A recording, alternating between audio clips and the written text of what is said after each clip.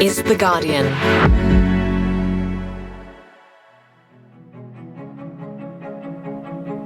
I'm Tom McIlroy, the political editor at Guardian Australia, recording on the lands of the Ngunnawal and Ngambri people in Canberra.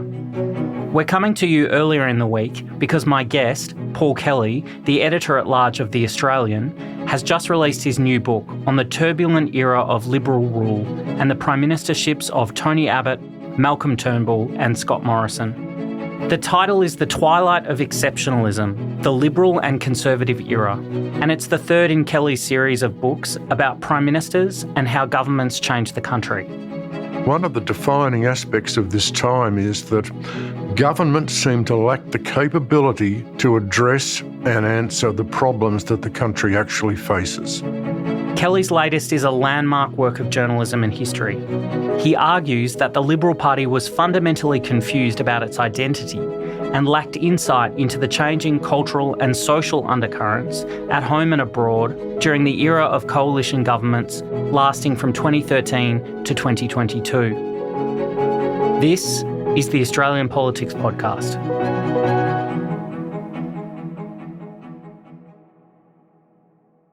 Well, Paul Kelly, welcome to the podcast. Very good to be with you, Tom. Thank you so much, and congratulations on the book. It's been fascinating reading.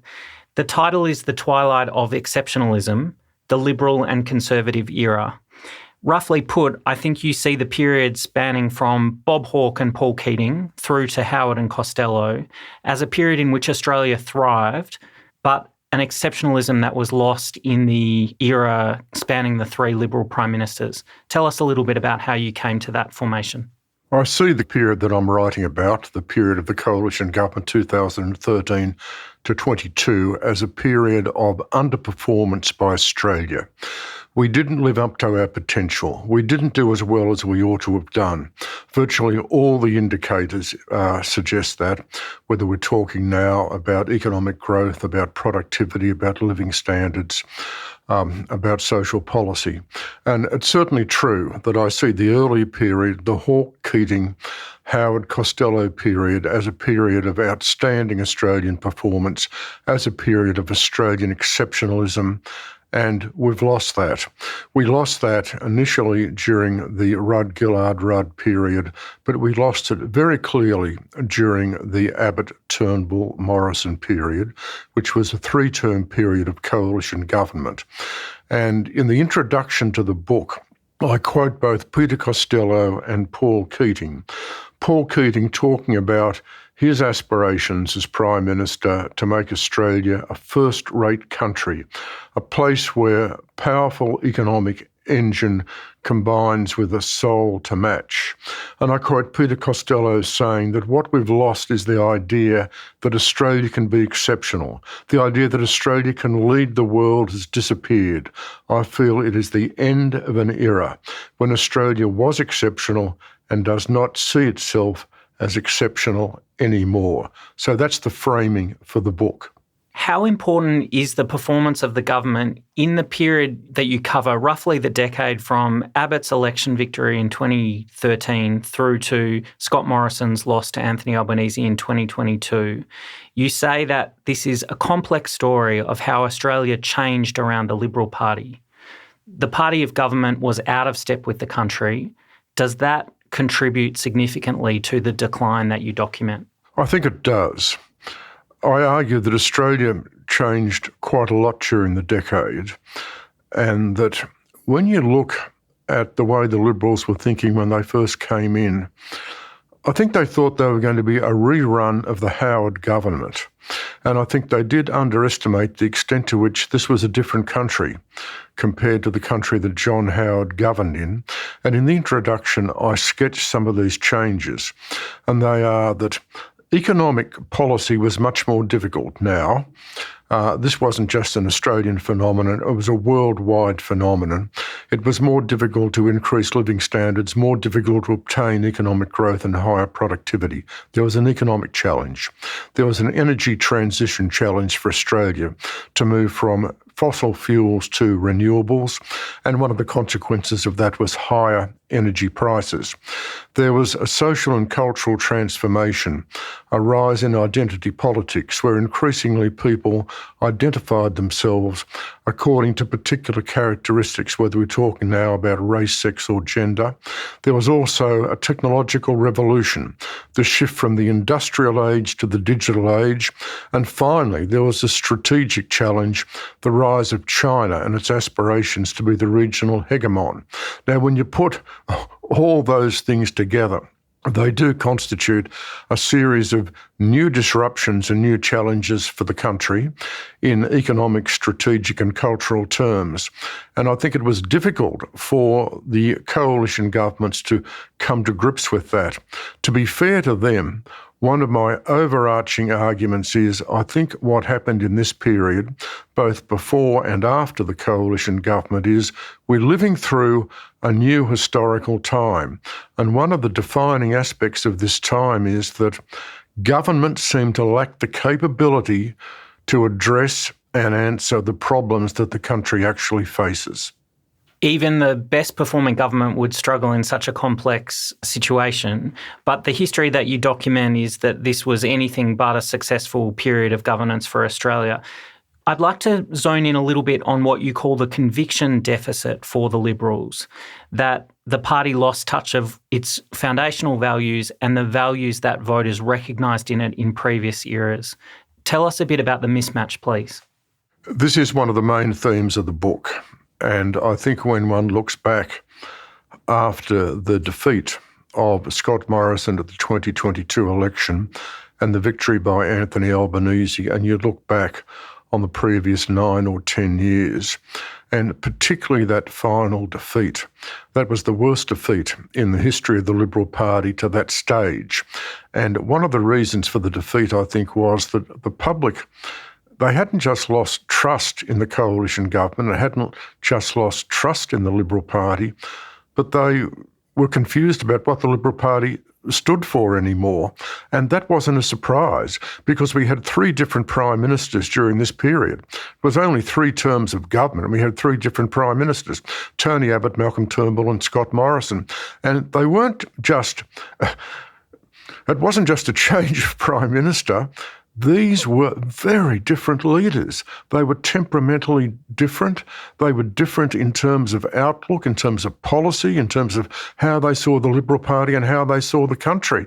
And so it was hardly a surprise that at the end of this period, the public was confused about what the Liberal Party stood for. Among the decisive events that you identify in the tumultuous period of these 3 prime ministers, the removal of a first-term Liberal Prime Minister, Tony Abbott, barely 2 years into the job, Turnbull's near-election loss in 2016, a year or so later, amid huge expectations he struggled to deliver from the very start, and the surprise victory that Scott Morrison achieved against Bill Shorten in 2019.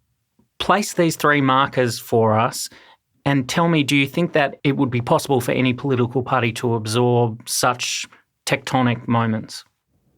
I don't think it would have been possible for a political party to absorb those dramatic and traumatic events.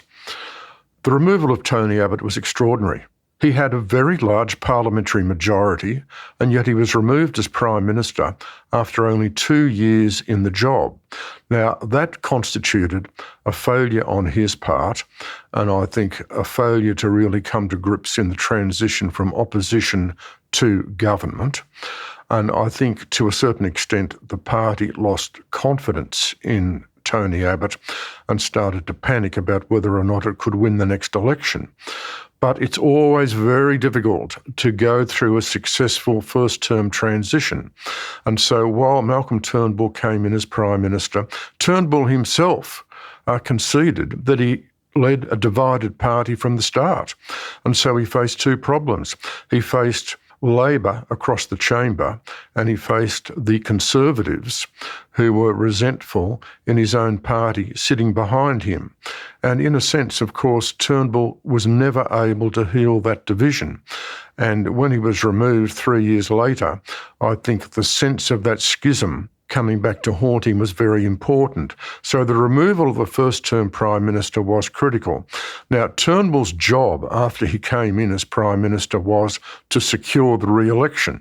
Well, he did that, but he did it he just did it at the 2016 election. And what I've argued, I think, and I think this is pretty obvious, Turnbull was out-campaigned by Bill Shorten in the 2016 election. And I quote at great length from the Liberal Party review of that election. And essentially what they're saying is the party was not equipped to fight an election campaign. It wasn't equipped in terms of organisation, it wasn't equipped in terms of finances, and it didn't have the right policies.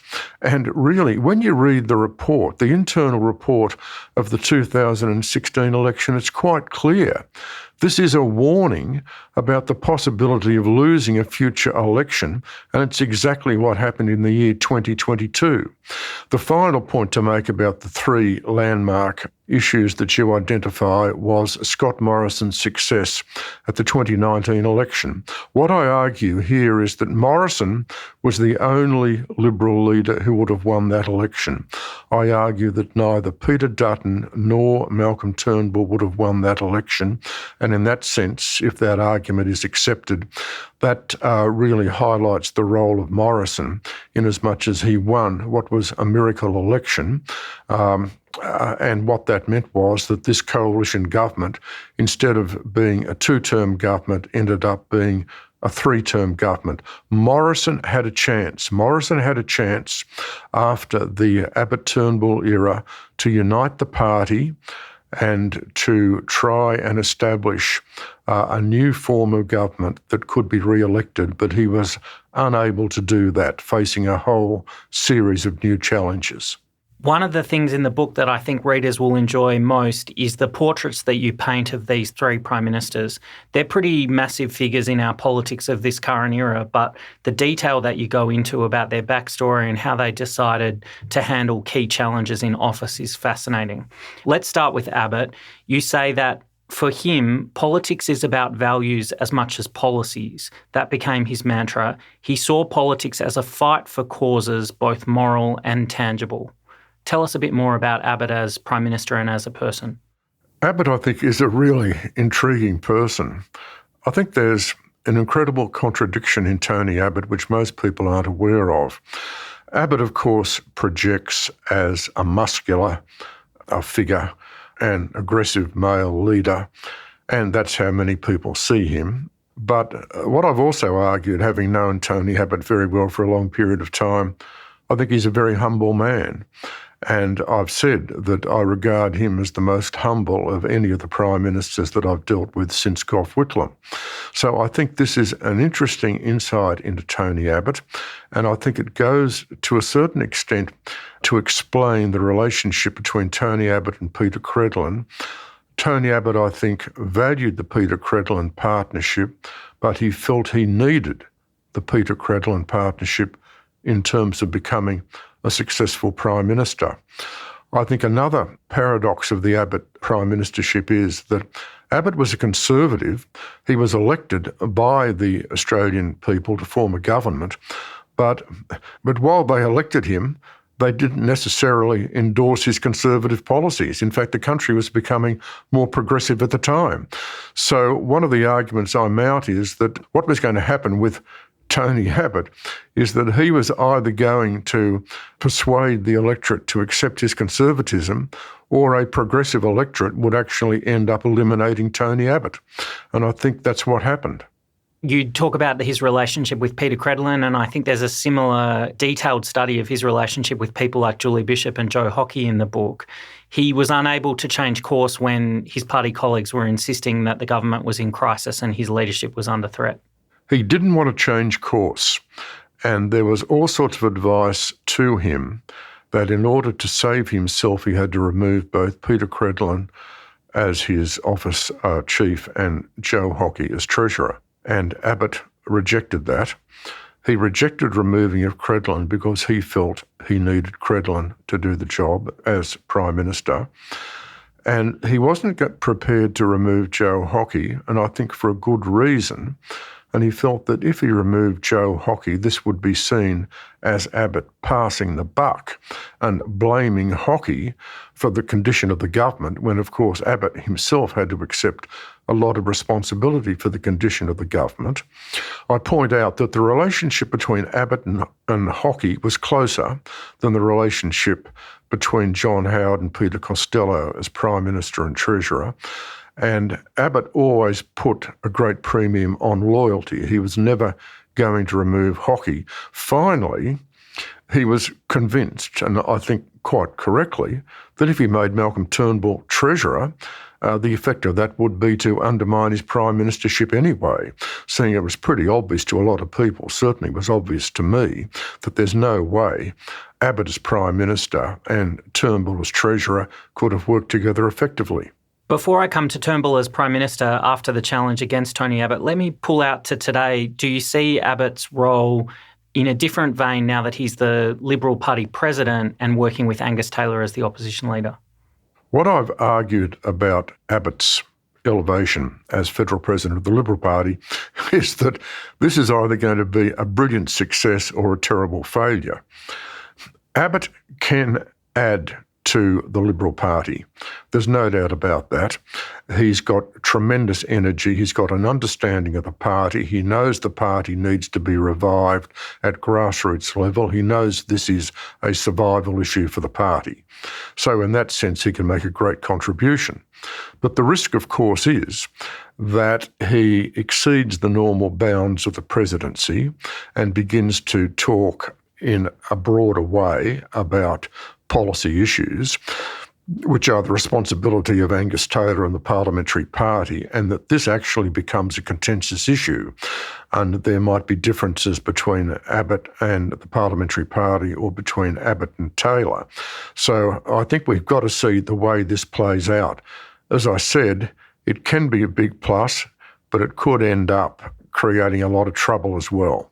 You write that Turnbull struggled as Prime Minister, that he had no capacity to be a transformational leader.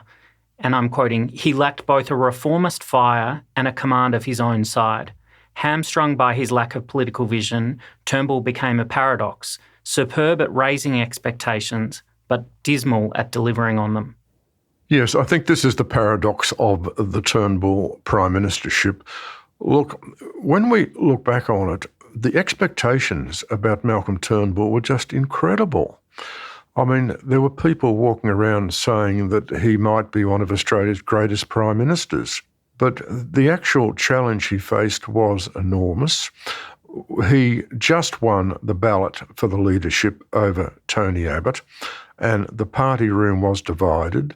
There were great hopes for Malcolm Turnbull, but the fact of the matter is that Malcolm Turnbull had come into politics late. He was a brilliant man. He'd had a phenomenal career as a businessman, as an investor, as a lawyer. He was making the transition to politics. I don't think he was an instinctive politician. Malcolm was a super rationalist. But he was Prime Minister during a period of ideological conflict where polarisation was very important. And being a super rationalist wasn't exactly the best way to manage this. I think what it meant was that as Prime Minister, Malcolm Turnbull would be an improver. He would be an incrementalist. He would make policy gains where he could. But he was never going to be a transformational figure because that wasn't in his nature. And I think a number of progressive journalists got very upset about this because they hoped he would be a transformational Prime Minister and come in and immediately legislate same-sex marriage or try to legislate same-sex marriage and then change climate policy to be far more ambitious, when neither of those options was really realistic for Turnbull at the time. He was the leader of the Liberal Party. He had to accept the limitations and policy realities of the Liberal Party, and he was the leader of a coalition with the National Party. So I think that the expectations about Turnbull were not realistic, and he was not likely to realise those expectations. And of course, what we actually saw in the opening months of the prime ministership, there was tremendous confusion and division over taxation policy between Turnbull as prime minister and Scott Morrison as treasurer.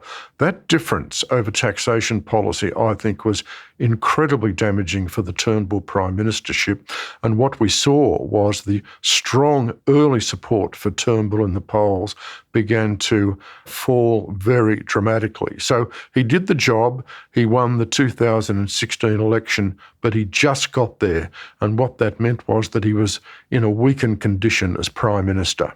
The political realities of the time aside, was he closest to the electorate that you describe as being further away from the Liberal Party at the outset of the Abbott years, given his perhaps more progressive views on some mainstream issues? Well, I think what happened during this period was that the Liberal Party was divided, and Abbott and Turnbull represented, if you like, different broader factions of the party, Abbott being the champion of the Conservatives, Turnbull being the champion of the Progressives. My argument, however, is that I think that if Turnbull had remained Prime Minister, he would have lost the 2019 election. Obviously, Malcolm doesn't agree with that and has a different view on that, but that is the argument that I've put, and that's certainly the argument that John Howard put to me when I interviewed John Howard. So I think that essentially Turnbull and Abbott represent two, if you like, competing and sometimes warring factions of the Liberal Party. The real problem here was that the party did not have, if you like, a centrist leader able to span both the Liberal and Conservative wings and bring them together in a new and effective way, the way John Howard had done that as Liberal leader and Prime Minister. In 2018, Turnbull is ousted and the party turns to Scott Morrison. And as you say, that takes us on an interesting road towards the 2019 election and then the quite extraordinary events that follow that. I quote you from the book. You say, the Morrison prime ministership became a morality tale. Take us to some of the politics that he faced and why you use that description. I use that description because essentially I think what happened with Scott Morrison is that Morrison was a very astute and ambitious politician, and he'd been a good minister. He was a Conservative. His guiding stars were faith, family and country. But I think the interesting thing about Morrison was that politics was changing quite dramatically at the time, and there was a new sense of emotion and feeling being injected into politics, and a lot of this came from emphasis through the women's movement, and in particular the events surrounding Christine Holgate, Grace Tame, and of course the rape of Brittany Higgins. And Morrison, if you like, was a politician trapped in time or trapped in a changing country. He really saw himself as, if you like, a motor mechanic who was good at doing the sort of thing blokes always do, and that is fix up the engine when something is going wrong, get the policy right, sort things out, get the policy business done. But he suddenly found himself in a different situation where he had to display qualities of empathy and sensitivity in a way he wasn't really equipped to manage. I think what happened then was, of course, that the Labor Party very cleverly identified Morrison's weaknesses. And those weaknesses went to the fact that he tended to cut corners. He tended to shift responsibility to other people. On a number of fronts, he was loose with the truth. And so there became a character question about Morrison, which Anthony Albanese exploited very deftly. It was a character question. It was a morality question as well. And what I argue at the end of the day, and Scott Morrison actually agreed with this, that when he lost the 2022 election, the question of character was more important than the issue of policy. We'll be right back. Morrison, of course, inherits the leadership before the start of the pandemic and ends up leading Australia through an extraordinary period where government decisions were changing by the day and really impacting on people's lives. Do you think that he did an effective job of that? Is that part of a legacy of this period, perhaps up there with other lasting achievements like AUKUS or even same-sex marriage? This is a fascinating issue, and there are a number of conclusions I make about Morrison and the COVID crisis. I think that the economic response engineered by Morrison and Josh Frydenberg as Treasurer was highly effective. I think this was a period of very rapid and significant decision-making under incredible pressure, given the warnings that they had about the risk of very high levels of unemployment. I think they managed this very well. It's true they spent too much, but at the end of the day, we know in this sort of crisis, it's more important to spend too much than spend too little. So on the economic front, I give them a lot of credit. The health front was more difficult. And the reason it was more difficult was because health policy is the preserve of the states. Morrison set up the National Cabinet to try and coordinate the health policy response. But he was never able to effectively do that because the premiers, particularly the Labor premiers, went their own way. Whether we're talking now about Mark McGowan in the West, Daniel Andrews in Victoria, or Anastasia Palaszczuk in Queensland. And I think the way the politics of the pandemic worked out, the electorate was more prepared to support at the end of the day the tough stance taken by those premiers than the calls for softer position from various other people. And so the way the politics actually worked out, Morrison tended to be blamed for a lot of the health side of COVID, and the premiers tended to win more acceptance from the voters when they took that firm position. So I think what actually happened with COVID was that Morrison was very badly damaged by it. Those Labor premiers were all re-elected. So they were re-elected and Morrison wasn't re-elected. So I think that tells us a lot about the way COVID played out. Okay, we're nearly out of time, Paul Kelly, but I think some of our listeners will be interested to know a little bit about your process. You've covered every Prime Minister since Gough Whitlam. You are a must-read in The Australian, including your weekend column in the Inquirer section. How do you take on such a big project? You say in the acknowledgements that you started this book in 2017. Explain how you do it. Well, this was the most difficult book that I've written for a number of reasons. One is because there's no single narrative that explains this period of 10 years.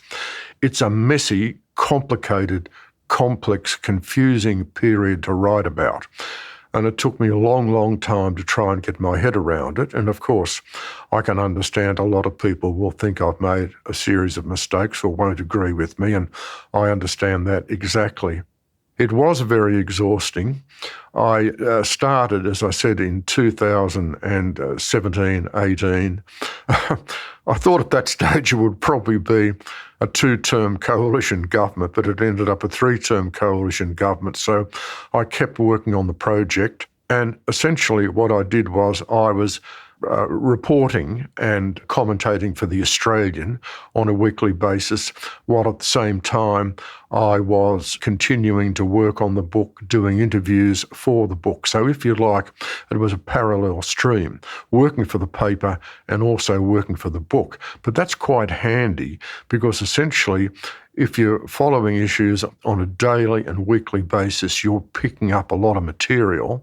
And I was fortunate enough to be able to speak to the 3 Prime Ministers when they were in office.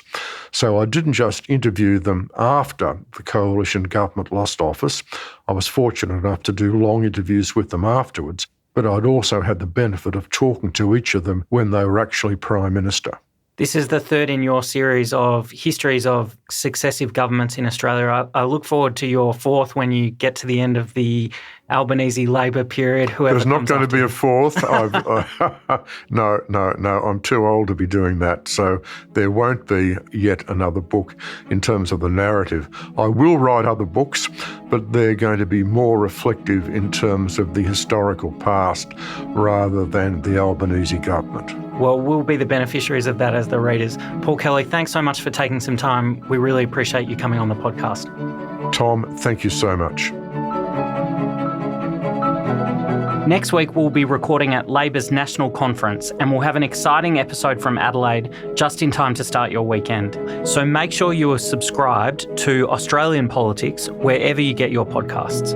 Our email address is australianpolitics@theguardian.com. The executive producer of the podcast is Alison Chan. I'm Tom McIlroy. We'll see you next week.